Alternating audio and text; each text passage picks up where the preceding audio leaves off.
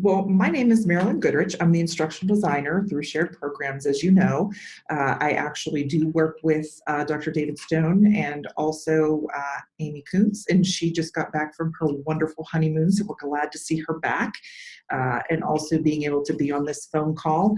She went from shorts to jackets today, so she's probably wanting to be back in Florida for a little while. So we're going to get started. This is e-learning session 4, which is scenario-based and the gamification of learning. And I'm very, very glad to actually see everybody here today because there's some really great things that we're going to be talking about, and hopefully you get as excited as I am with this. So here's our agenda for today. It is looking at the what gamification. Marilyn? Yes. Sorry to interrupt. Can you please press record? Thank you. I did. It said. Oh, sorry. I apologize. Yeah. It was my fault. Never mind. Okay. Thank you, though. Oops. Let me get you back here. So what is gamification versus game-based learning? And there is a difference, even though we hear them interchangeable. And then also, what is scenario-based learning, which is really important to know the difference between the three of these. And then we're also going to take a look at when. When is it actually appropriate to use it? And then when is it not appropriate? Why does this type of learning work? And then what are the advantages and what are the challenges? And then how can these techniques be used effectively? And then how can faculty actually begin to do it? We do not like to just give you the information and not provide you the resources or the support. So hopefully you'll get really excited about some of the things that I show you today and here, because Veronica Paz actually has graciously agreed to show some of the interesting things that she's done in her courses that hopefully you can get just excited as she was. So we're going to get started by taking a look at what your experience with using gaming in your courses actually is. So you're going to go to slido.com and you are going to, after you get in, you're going to do the pound G859, which is going to be your code to get in and actually take the very first question. So what is your experience with using gaming in your courses?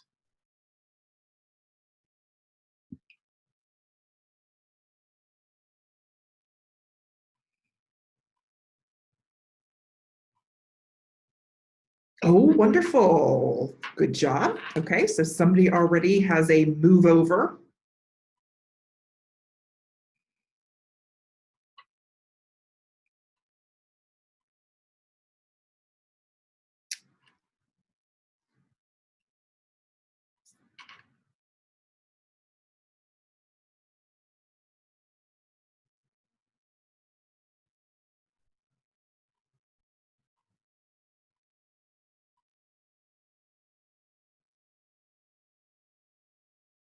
Okay, so we're currently split about 50-50. I currently use it, kind of move over, Marilyn, I can take over, which is wonderful. So I'm glad that there's a lot of interest with gaming and gamification. And also too, is that curiosity. So you know about it, you want to try to integrate it, but you need a little bit more knowledge. And again, sometimes we might even have someone that you're talking to, another faculty member, not really knowing what gaming actually means. And it's not just the video games that you see on an Xbox or a PS, a PlayStation. So hopefully we're going to get a little bit more exposure and a little bit more experience with it. So I'm really excited. So let's keep going here. Okay, so there is a difference between game-based learning versus gamification, and you want to actually being able to know the difference between the two of them really does help whenever you start to use the terminology and the information. So it is different. So the game-based learning is actually using those digital games, and you're actually using them connected with the objectives from your course. And here I am flipping my hands around. The games are actually supporting the learning process, which is really important. And you are seeing a lot more of it in K through 12 education to get those students excited. So the students that are coming in to your freshman and sophomore years, they're going to actually have a lot of exposure to it also from the K through 12.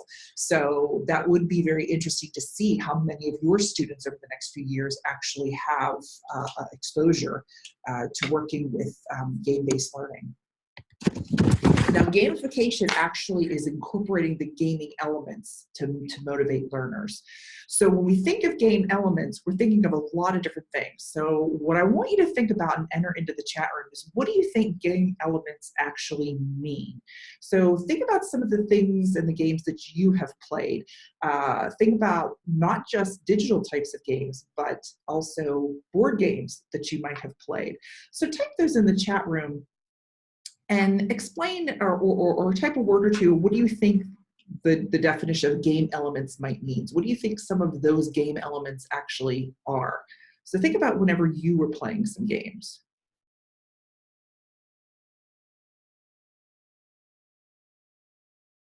Okay, so we have assessing the learning of students to make it fun, and Kim, good job. Rewards, excitement. Yeah, it used to be exciting. Those of you that have little ones playing board games, you get how exciting, and that competition is actually there also, and you want to win. If you have little ones, you kind of let them win once in a while.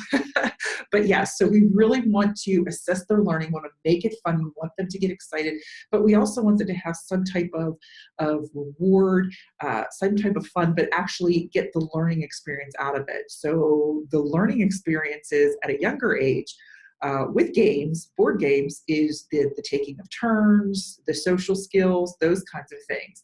And when we look at gaming and gamification in higher ed, we're still looking at building social skills, obviously, because they have to learn that give and take, but we're also adding more into it. And those particular skills that they're learning are going to be more of the content and how to develop the knowledge, the things that they're actually learning a little bit better. So thank you very much. Okay, we're going to move on here.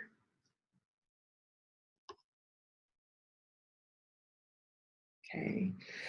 The game elements that I'm talking about are some of the narrative types, telling a specific story, also wanting to get some type of excitement and inclusion into it. The narrative and telling of a story, you really want to get into it almost like looking at or reading a novel and getting into it, where time passes very, very quickly.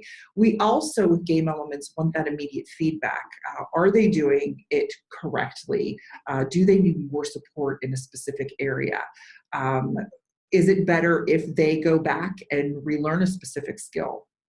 We also want them to have fun and also to scaffolding learning. So we want to build and take a lot of those support structures away as they continue to learn those skills. We also want to incorporate progress indicators, which is really nice too, because the progress indicators, and Amy mentioned previously in some of our other e-learning sessions about badges. So those are some game elements that you can also include too, are the indicators of progress. We also have other games that are professionally made that have leaderboards. So those are other things that you can actually include. But we want the player to be in control, and we really want to think about, have they mastered this specific concept? So think of some of the games that your students play, or maybe you even play, where you master a specific level and then you move on to the next one.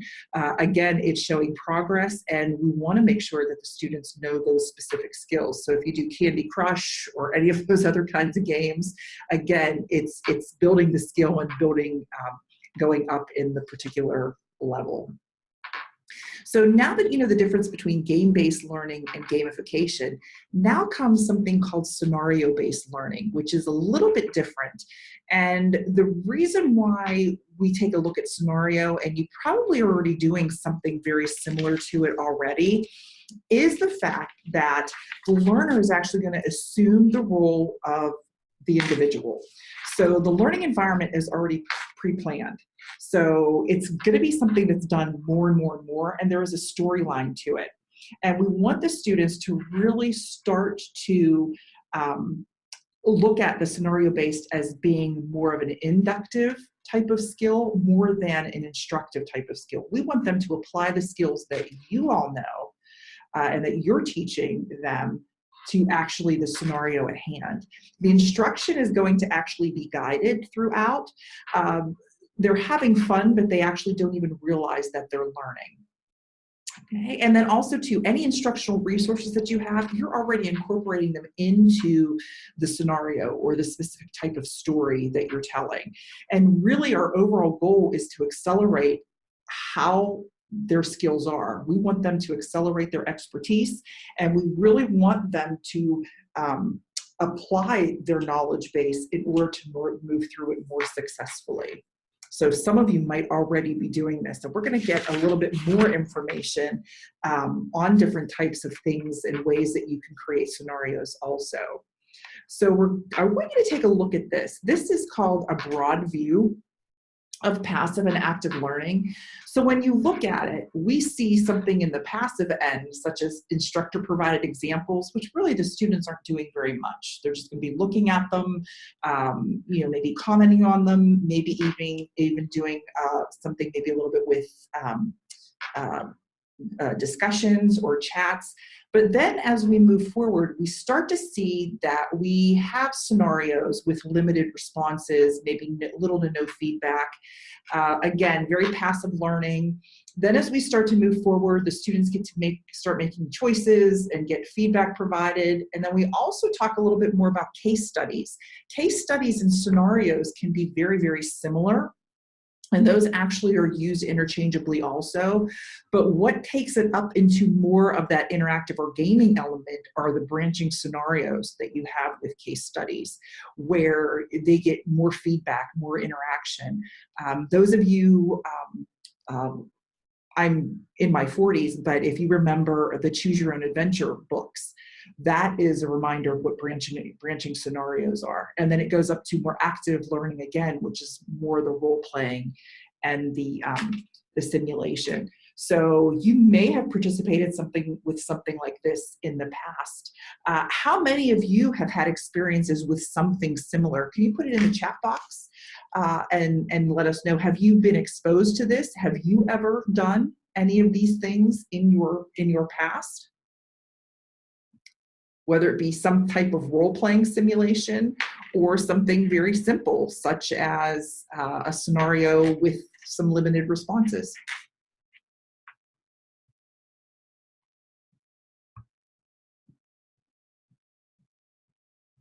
Oh, Lynn, okay. Okay, Karen does case studies. Lynn, she's in the education department, so we're seeing a lot of that. Okay, good. Oh yes, you see a lot of role playing, Kim, in sales management and in training in businesses. Very good, very good. Oh, Veronica, case studies and auditing. Again, with a lot of these things, taking something that might be more complex. Oh, okay. Case studies in corporate communication. Again, something that's more complex and trying to have the students apply, or you as adults apply that information that you have learned to build your skills and to understand what's going on. So wonderful. Thank you very much. Thank you very much. So we also need to think about too, when is it going to be appropriate to use? So when we think about the appropriateness of it, I really think that sometimes it's difficult. If you've ever been on the beginnings of a new technology, this happens where people want you to use it. They give you the training. Sometimes they don't, but they want you to use it, and they want you to use it for a lot of different things. But we have to make sure that it's really appropriate to use. So when you're looking at scenarios and when you're looking at more of that gamification, we really want to take a look at, is this going to be a way that we can really look at real life decision making? Because they're not going to have those experiences in the classroom unless you make those experiences happen. And internships sometimes at some of the younger, lower levels of freshman and sophomore are very difficult to get.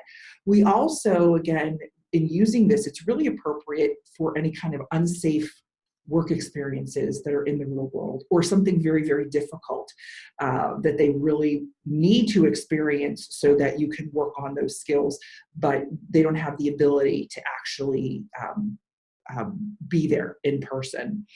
Also, too, it's appropriate if it's very complex situations. And when I look back in the chat box at you ladies who have contributed the information, it really is very common that these are things that are very complex where decisions have to be made. So they're very, very important because these are things that you can get a background in, get that backstory in order to build that knowledge base. And then also too, it's appropriate if you have a very limited budget, limited time to go anywhere, and again, limited access. So there are a lot of ways of reasons to actually use them, but learning is going to best take place when the students are actually put into those situations. And if they can't be in real life, you can at least do something where it actually mirrors real life situations.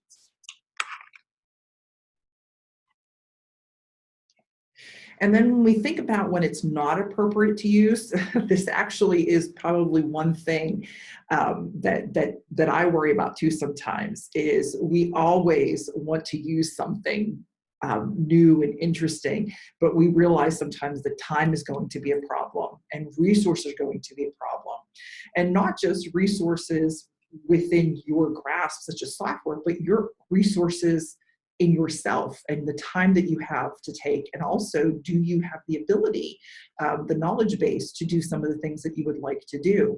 And then also, do you have time to learn how to do them? You don't want to use them when it's just routine tasks, things that they can learn, the students can learn on their own or through something much, much easier. But we also want to take a look at those things that come and go very quickly. When content might not be relevant, it might only be there for a very short period of time. Maybe we might see that with some technologies. We might see that with some types of communications. I know my accounting participant, certain tax laws and things like that, I know they come and go sometimes. So you make sure that you're picking and choosing things that are going to be there for a long period of time so that you can build the particular scenario or gaming piece. Okay, so why does this type of learning actually work? And think about how you learn, and think about how the games that you play, whether it be something to actually learn or whether it's one of those things where you're sitting in the doctor's office and you pull out a game on your iPad or on your phone. Really, with the gamification and the scenario-based learning, it really gives the students a safe place. They can, through trial and error, work and not feel embarrassed. So it is a safe place for them. And if they fail, it's okay. They're able to go back in and reset some of the games. They're able to go back and change their mind. What also too, it's really as they go through this type of learning, the retention is actually going to be much better. And it's also going to trigger memories for the students because they can then transfer what they're applying to another situation that maybe they have had. So it really does fit very, very well with students being able to understand it and retain it a lot more. It also engages emotions. Those of you that have younger children or maybe have grandchildren, you understand that when they get on a video game, all these emotions start coming out. On the Xbox, you might see that too whenever you are playing, but it does engage emotions. And what also it does with some of these particular scenarios, it allows you to feel empathetic and it allows you to really look at the other person's point of view. So it's not just that one tunnel vision. You're actually seeing a range of emotions. So it does help. They actually get to see a different side of the situation. Also, too, what's nice is that it really accelerates the students' expertise. So they actually are having fun, but they're learning at the same time. And we love those kinds of things as educators. We want them to have fun, but we don't want them to really think that they're learning anything. So again, their expertise improves. We also want them to be able to understand real life decision making. We know that certain things you can't go back after things have happened. So it really allows them to sit and make those decisions and really think it through before they make their choices. And then again, you can provide a huge amount of scenarios for them, ones that they might never even think of, and ones that aren't covered in textbooks or in your lectures. So you give them the opportunity to create scenarios, be in scenarios that you personally create because maybe you have been or have encountered some of these particular things, which really is very helpful for those students. And there are a lot of advantages too. There is research out there and study that says that classroom attendance and participation has increased. So that's absolutely wonderful. They actually are finding out that the course content, the courses that they're going to, are actually interesting and they're satisfied with it. So wouldn't it be really exciting if corporate communications was the best thing in the world for one of those students that really got excited about it, or accounting. They thought accounting was absolutely wonderful. It really is also too student-centered. So we're taking a lot of the structure away from the instructor, and we're allowing students to be the focus.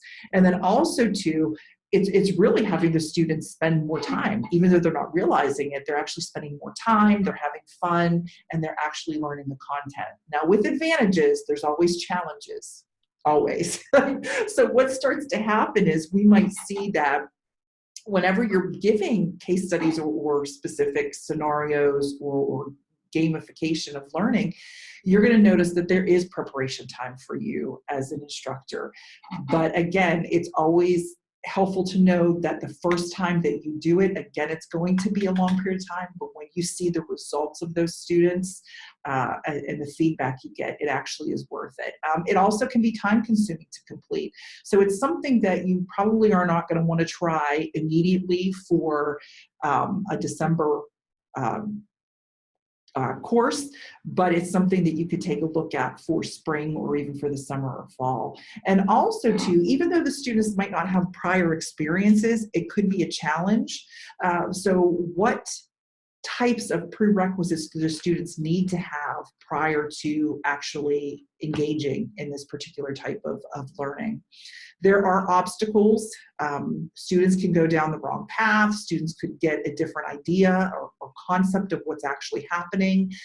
So there are guidelines that you can prepare and create for your students so that they feel more comfortable, especially if they don't have the prior experience or again, the foundational skills.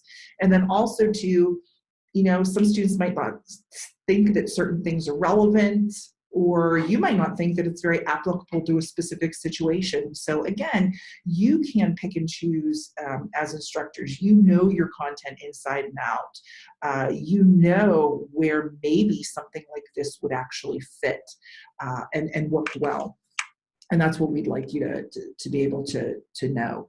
Now, unfortunately, this was working 2 or 3 days ago, and unfortunately, when we're looking at how these can be used effectively, even though Penn State Berks campus instructors have permitted us to take a look at these projects, they are not actually available today. And I checked a few hours ago, so I'm a little discouraged, but I'm going to keep on trying. I will still give you the link to go to in a little bit, but I just want to let you know that these were fantastic projects, but you can learn more about them in a little while, and hopefully they will give access to it. Hopefully they're just doing something to the website. So I do apologize for that.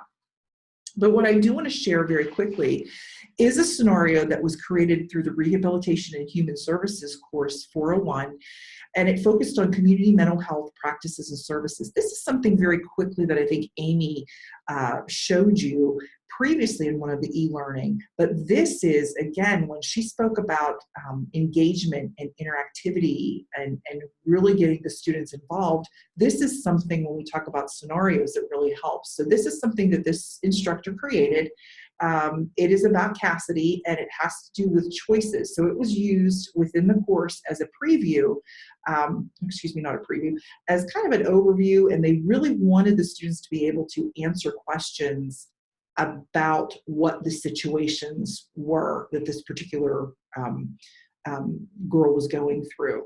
So here is what it looks like, and it's going to take us into Box.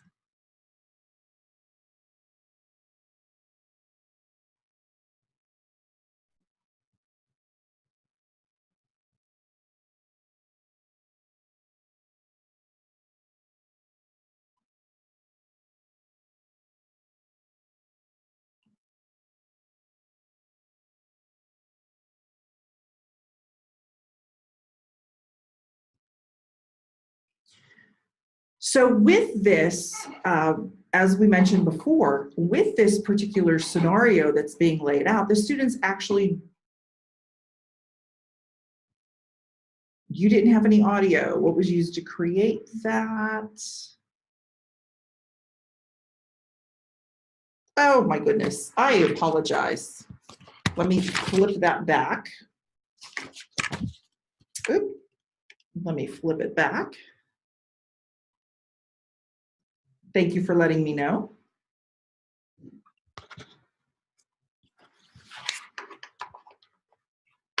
Let's try again. Cassidy Jones is a 19-year-old college student from Portage, Wisconsin.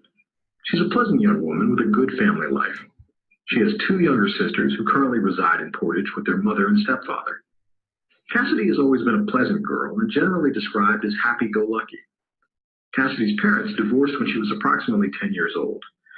This was a hard time in Cassidy's life, and as the oldest sibling, she did put some of the blame on herself. She responded by trying to please her parents, but... Okay. So in all, the main focus was after the particular scenario was gone through, hopefully you can hear me. Let me take those off because it was kind of noisy over in the other room. They have a lot of sessions going on in the Dreamery in the alley area. But the main thing is taking the knowledge that was developed and taught in the classroom, how can they now apply it to a situation like this? Because again, with the mental health practices and services, it's really important that the students are exposed to a lot of different situations and scenarios, and you actually can't use a real person at the time. So, and I think what was used to actually create this was Adobe Captivate possibly, or Storyline. I will have to find that out for you.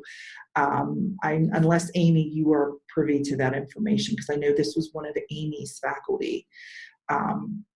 You think it was Storyline? Okay. And it was from our TLT department that actually used it. Okay. And Storyline, unfortunately, can only be used on Windows computers, like a PC. It can't be used on a Mac, and that's where Adobe Captivate comes into play, which I think, Veronica, that is something that you actually have too. Okay. Now, one other person that I'd like to have talk about, because I want you to be able to see that things like this can be done. It's just knowing that they can be done, and then also how it can be done. So Dr. Paz, Veronica, she teaches accounting. She has been one of the participants here in our e-learning series, and she has worked through shared programs with us. But she has several different elements that she wants to show you that she has actually done. And I'm going to stop my share so that she can take a look and pull things up. I'm really excited so that she has the ability to show you some of the cool things that she has done that really has created more active engagement with her students, and the application of knowledge for some of these different little types of gaming pieces really has made, I think, a difference from what we've talked about. So, Veronica? Gotcha. Okay, let me share. Oh, wait, I think. Do you see my case? Does it say like case 2.8 Enron? Yes. Okay, fantastic. Awesome. So so these are just some of the things, since we mentioned case studies quite a bit, and I was fortunate enough to take place in TLT Reach programs and in Blend. And both Amy and Marilyn have like given me all these ideas, and then I've been able to like incorporate it. So one of my issues is usually in auditing, because it's very writing intensive. It's not mathematical. So the students are like, wait a second, we're not number crunching, and we're writing cases. And so I've had some issues where the cases weren't, that we weren't getting participation. They weren't wanting to talk to me. I was doing most of the talking. So we ended up, I took this idea from Blend actually, and I actually put the questions and I let them type. We're in a lab most of the time because we use other software in auditing, but then they're able to type. And so we take a case and they write it out, and it's really fun because they're excited. They want to see what the ideas are, and then they go back to it. So that's just one way in which I've incorporated like just a little bit of technology to get them to do it. And then they turn everything in and they have a rubric. But then, and then you'll see like I just have the case and then I have a link to the Google Doc. And usually if it's, and then that's basically how we go through it. So it's really easy to do. It's not hard. And the students really like it. But then since it is auditing and it's a lot of reading, and I give them materials, like if I just show you like one of my modules, I give them a lot of materials beforehand that they have to do because I'm trying to make this class a bit more engaging. So if you see, like I have a lot of material before class and then after class, what we're doing, and normally what I try to do is make the class like more fun so they don't get bored. And then some of the things that I do is in that, like everything they're supposed to do before class to entice them. So here I'm doing like an accordion in H5P, excuse me, which is free. And it's not that hard to use. It has a ton of tutorials and it's really fun, but just to get them like doing things, especially if I can, entice them to do that. Then the other complaint I get is that a lot of students are like, we do a lot of acronyms in accounting. So obviously like FIFO, LIFO, GAAP, FASB, I mean, I throw them all out there, especially in 211 and in Intermediate Accounting 471. So I created these flashcards and in H5P. So the students can go in and they really like this, especially for items like this, where it's flat, like FIFO and LIFO. And I mean, I'm sure any one of us can help you do that. It's super easy. It's just a piece of cake, and they really like it because then I try to. And if they give me a wrong acronym, especially in like Accounting 211, which is the principles class, then I always refer them back, and then it seems like they are learning it because we do have a ton of acronyms. So that's another way that I've incorporated H5P.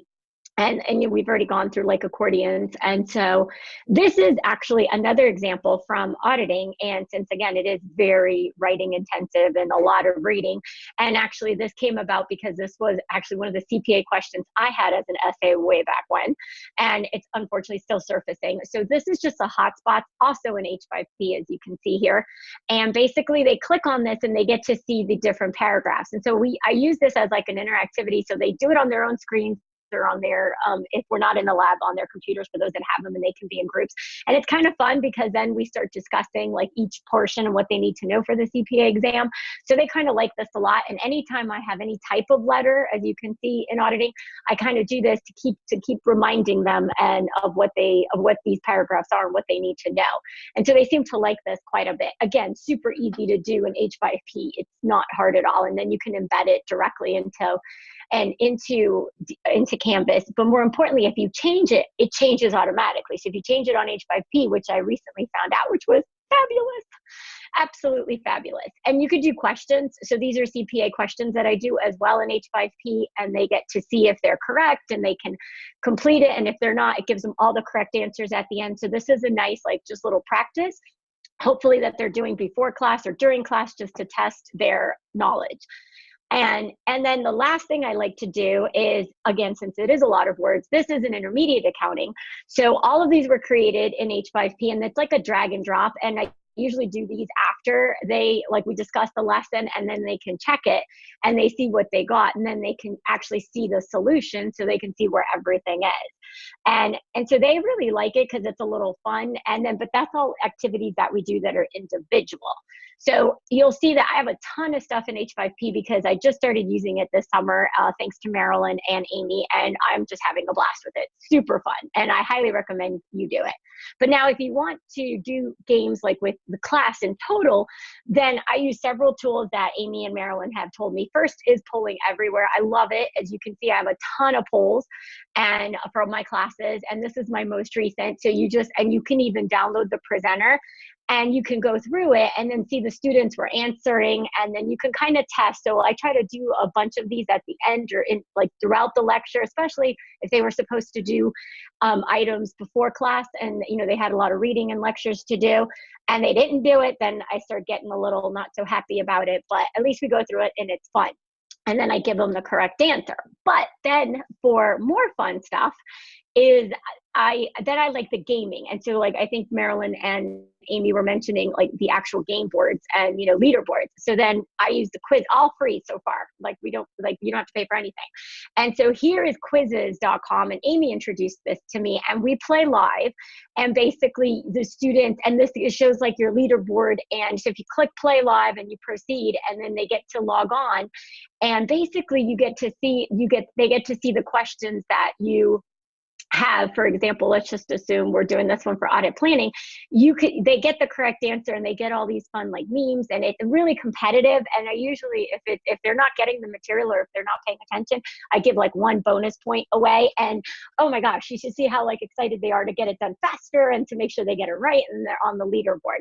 I like quizzes a lot because you don't have a not ton of limits. You could set the time, so if you only want to do like 4 or 5 questions, you can do it.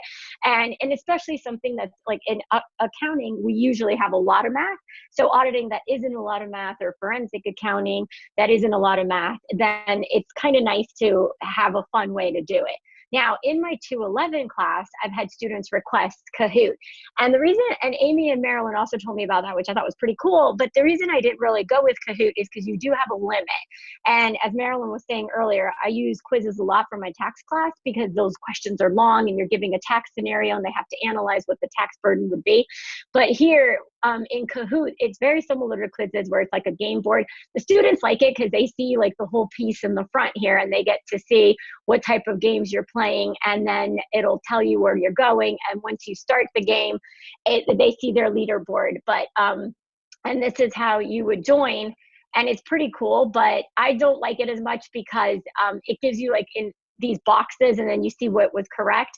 The only problem is with some longer scenario based questions, you may not get to, you have to like be careful with your character. So it's like tweeting. You got to like, have X number of characters, and sometimes that doesn't work. So this is just an example of like all the fun stuff that like Marilyn and Amy have taught me. And I have to say, like, my classes are a bit more fun. If they don't prepare as much as they should, which sometimes that happens, then I usually try to give them like a quiz ahead of time like this. It doesn't really count for anything, but they could see that they really didn't learn. And then we kind of discuss the areas that they struggled with, if it was, in sampling or in the opinion. And if you incorporate, I think it's pretty easy because you can incorporate it right into Canvas, which is pretty cool. And then you can just have it right onto your modules. And so these are just some of the ways I use it, and I've had a lot of fun. And the students always have positive feedback on it. So that's how. So I will stop sharing, Marilyn. Is that cool?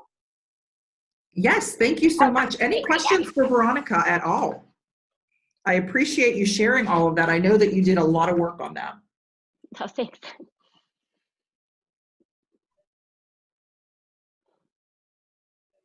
Give everybody a second or two. You can also talk. You are allowed to Yeah. talk. It's really fun, honestly, and it's not that hard. And I just say, like, give it a whirl because and the students seem to really like the competitive nature of it. And I think business students are competitive, so it's really fun. And they're learning, and they don't even know that they're learning. And then what the beauty is that they're helping each other all the time, which is so cool. So that's like the best part, especially when they're solving like harder, problems. So I think I've had a blast with them. Okay. Anybody have, well, no, I guess okay. I guess everyone's okay. Sounds good. Okay. So we're going to hop back over here, and I'm going to share my screen. And thank you, Veronica, for that information. Hopefully everyone can see this. So we are running out of time. I don't want to get too far because I have some other examples to actually show you, but faculty can actually begin with just using a simple scenario, which is really great because you're probably already doing this, and this is something. Okay, we'll answer the quizzes. How do you prevent students saving the quiz questions outside the exam, Veronica? So basically, I don't make it available, right? So if I use the quiz link in Canvas, I don't publish that. So they have to I only play it live. And then I guess they don't have the link to go back. If you do put the link, they can go back, they can see it, and you can assign it as homework. I don't. So I just only allow it to be played live. And that way, when we're there, and some of them, there's questions that are similar to what their test questions will be on a multiple choice basis, but they're not identical. But then I can just test to see if they actually know it. So I just don't make it, I don't publish it. I guess they only see the quiz link when we're playing live. Okay. Thank you very much. And Amy also did give a little bit more information, and then she shared also Powtoon, which is something that's fun. that you can take a look at. So thank you very much, Amy, and thank you, Veronica, for answering that question. I appreciate that. Okay. Faculty can begin really slowly by just taking a look at a simple scenario and apply the course concepts to it, but then also use the discussion board to share their interpretations and decisions that they've made. And this is something that a lot of you probably are already doing, but how can we make it into something a little bit more interesting and maybe a little bit more rewarding for the students? There is something called Twine 2.0. It is an open source tool, and it's a way that they can actually, the students and you can actually interact with nonlinear types of stories. And I gave you 2 screenshots of what actually it would look like, but your work is saved on a browser. That means you don't even need to create a Twine account to do anything. Be very, very careful. Make sure that you always are going to be working on it. You don't want to lose any of your work.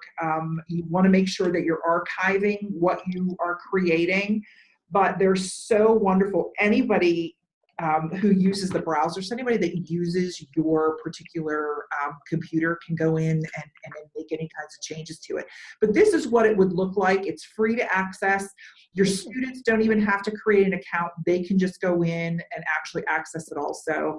And it starts as something that looks like this.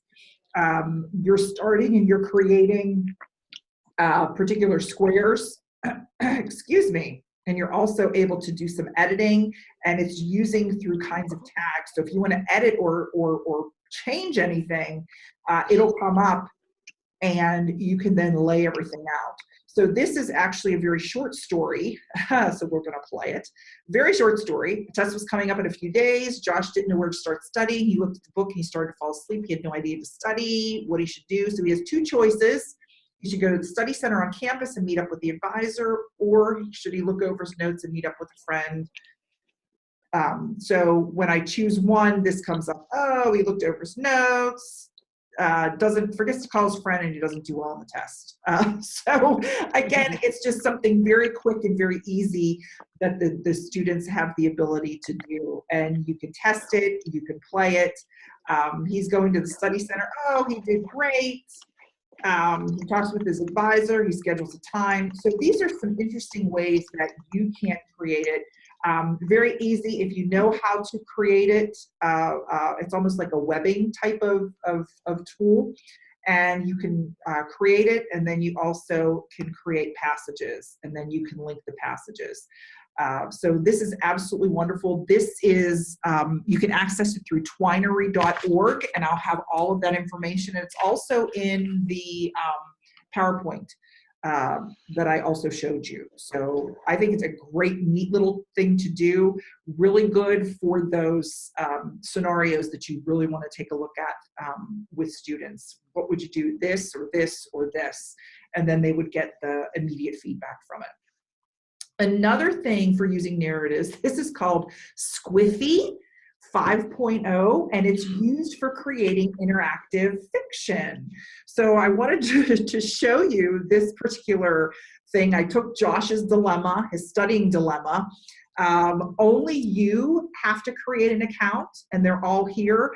Anybody can play this. It could be a stranger can go on, find it, and play it. Or you can actually make it private where your students would actually have to create a login and go on and get it. But if I played online, this is what it would look like. He needed to study for a test, no idea. He had several choices. I clicked choices. Here's his choices. You know, he did look over his notes and books, but didn't do well on his test. And then it continues to go through, but it's more of that linear type of structure. So it would continue through down the rest of it. And if they wanted to restart it, they can go back and they could restart the choices and choose something else. But this, again, is something that would be very interesting to do. A great way to put thoughts down and, again, have choices for the students. It is open source. It is free. It creates HTML and JavaScript, so you can upload it onto your own website. You can upload your games for free to this text adventures, and you can also turn your game into an app. using something called Phone Gap. But all of these stories are called game books that you're actually creating. So it's something a little bit different. So it's called Squiffy 5.0. And it's through text adventures. Can student input essays other than clicking answers entwined? Them put their essays in and then answering the questions. They would have to identify then, it's almost like a choose your own adventure. So if you have essays in there and you want them to choose next, I don't know why you would use an essay though. It's more for a specific scenario or some type of storytelling that you want them to do. But also, again, we want them to answer the questions.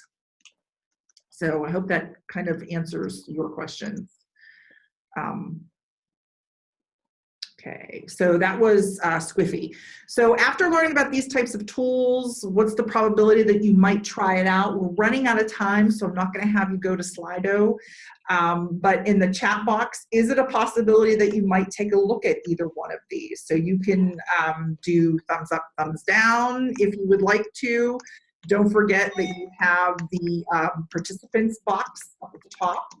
And again, if you have participated in previously with us, you know that you have yeses and nos, and you have some other individual things, thumbs up and thumbs down. So Karen gave us, yeah, that she's going to take a look at it. So wonderful, wonderful. And again, really quick, really easy. Those two, you could just copy and paste your text back and forth. You don't have to sit and type it in, but it's something that you can just go in and experiment with. This could also be something that you can assign for your students to do if you're interested in it. You could do some kind of group presentation and have them each do their own.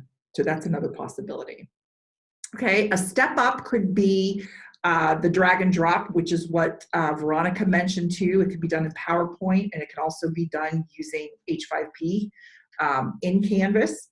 And she did the kind of the fill in the blank. Oops, excuse me. Another thing is something called Flip Quiz. It is actually a free classroom reveal game.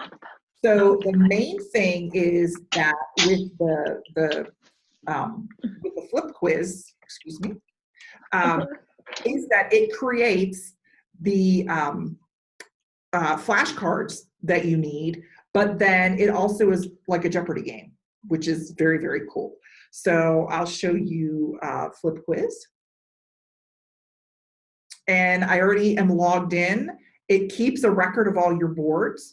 And then also you have some of the most recent and popular boards that are up there. Anybody can go in and access them and take them. There is kind of a mini, I don't want to say mini version. There is a version of it in Canvas, I guess you could say. This is really, really neat though. I really enjoy working with this.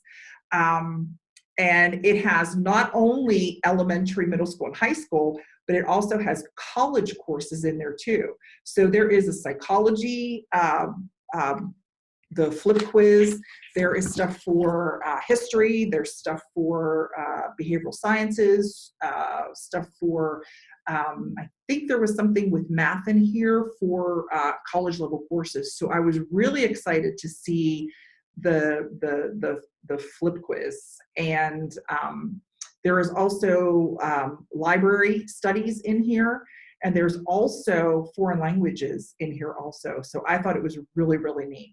So a lot of these, and I don't know what's taking so long to pop them up, but I would love to grab one. And there was one that I wanted to grab, but it seems like it's taking a little while to pop up. There we go, there we go. Where was it at? Let's hope it is this one. And then once you have it ready, you actually can play them. And you have all of the individuals. This is in the process of creating. But again, very, very easy to do, and it's created using a Jeopardy type of environment. So you have all the individual categories, and then you have the different questions. And it seems like it is taking a little bit longer. And there it is again. Okay, so that is Flip Quiz, which hopefully is something that you might want to take a look at. Another thing is something called purpose games.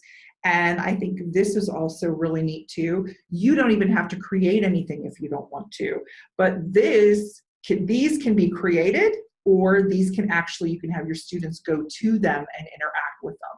So you can either create your purpose game, and it could be a text quiz, an image quiz, a matching game, type the answer, multiple choice, or image. These can be accessed by anybody, or you can make them private. If you make them private, then that means that your students would have to go in, log in, and actually access them. But it's nice to see how many people actually play your game. And then there's also leaderboards with this too. So I really like it. And when you start to play it, it tells you how much time, what percentage, and then how many you have correct. So it gives you the label, and then you put it on there. If it's wrong, you only get a few chances, but if it's wrong, it'll give you the correct after so many tries. And then you would just go around and access more. And I got too many wrong, so it's giving me another choice. But imagine you creating something like this for very specific things for your content area. And again, it could be vocabulary, it could be images, or matching, or multiple choice. You can create your own groups, and you can also create your own playlist of things that you want your students to go in and access. And then here's your leaderboard, and it tells you who actually is there. But this is only if they log in with their own accounts. So this, again, purpose games, I think is the coolest thing.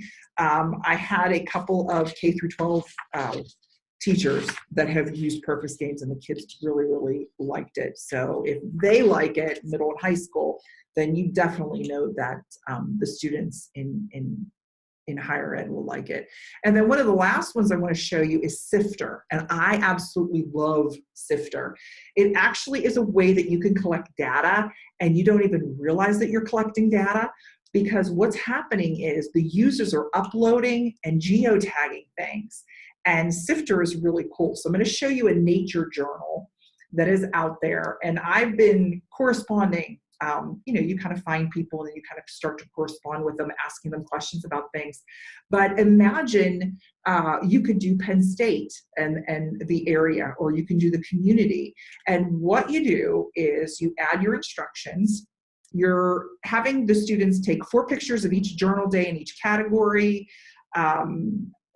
We're looking at nature at eye level, ground level, overhead, landscapes, drawings, and you're adding the date, the time, the location. And what is so great about it is that they're all labeled. So the students, as they upload things, they're uploading and categorizing with the dots. So if I want to see all the overheads, I'm going to be able to go and see them. And I'm able to see them in this particular area. I have overhead, I have ground level, and I have landscape photographs. So it's great for trees. It's great for, imagine them doing something like this for campus, or even your building that you are housing your classes in. Imagine like a nutrition class where they have to go into the kitchen and the lab. You can already set this up, and they can go through and look at things, or they can discover and post things on their own. But everyone has cell phones these days. Everyone has a means to take a photograph usually. And if not, you could put them into groups. But what's so great is that the students have the ability to not just go out and apply concepts of, they're learning the writing, the journaling, the geography, they're doing data collection, because then they have the ability to go back and look through it, or sift through the information that they are discovering. And then you also, as an instructor, you have all these sifters that you can create that your students can go to. This is also can be done publicly, so students can actually add their own also by using the add item button. So again, Sifter is a really cool thing to use. I'm not sure if I have anybody's wheels turning yet, but hopefully, again, it's interactive, very much like a game. If you ever heard of geocaching before, going and finding information out by clues, and once you find it, you're able to then post it and move on. You could do the same thing here. It's almost like taking scavenger hunting into the next level. So again, that is Sifter. And again, it's more of that gaming type of idea with that. Okay, so we're not going to do the Slido because we're running out of time, but I want you to, hopefully there's a probability that you actually will take a look at these and really think about using them. So gamification elements that you can use right now is turning your grades into achievements. Veronica mentioned a few things, giving extra credit, bonus points. Make the space work in your favor. So really take a look and see, you know, games are really pre-designed, and they want a specific effect. So what do you want that effect to be with your students? What type of environment do you want them to work through? Take a look at how you want them to be successful. Make sure you define them. Tell them that you're looking at skills. We want them to be able to apply that information. What skills do they need to be really successful? They have the ability to look up information very quickly, but we want them to actually do the application of the knowledge. And then also to, you know, what deliverables do you want them to provide to you? So give them choices, give them a way to take a chance so that they can make a mistake and improve their successes. And then remember, we want to focus on storytelling. We want to also focus on that social interaction and then looking at progress. So as you think about the things that we have talked about today, and I do thank you again, Veronica, for sharing, and also Amy for inputting some information. A lot of great things are out there. It's just going and discovering them and then figuring out, how can I incorporate it? And is there something that Marilyn showed me today that I could possibly add to my course in the future?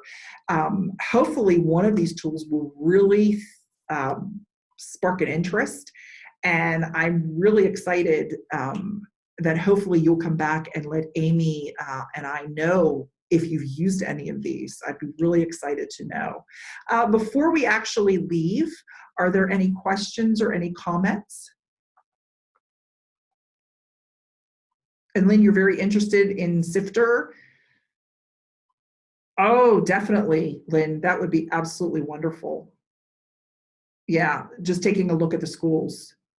Yeah, and what they're known for, school goals. Yeah, mission statement too. Excellent, Veronica, you love the new tools. Good. So please let us know if you have any questions, or if you are interested in doing any of these. I'd be more than happy to work with you. Again, through trial and error, you have to see which one is going to work with you, but I'm really excited, and I do appreciate you all coming here today. A lot of the information will also be available through the canvas.psu.edu, the Canvas Pride. So all of this information will be there for you. Plus, I will add additional resources up there. I have some toolkits and things like that I want to add. A lot of information, and I am so hoping that you have a great rest of the day, an enjoyable day. And again, just let Amy or I know if you need any support, and we'd be glad to help you. Thank you so much. And I'm going to stop the recording, and I will still be here if anybody has any further questions.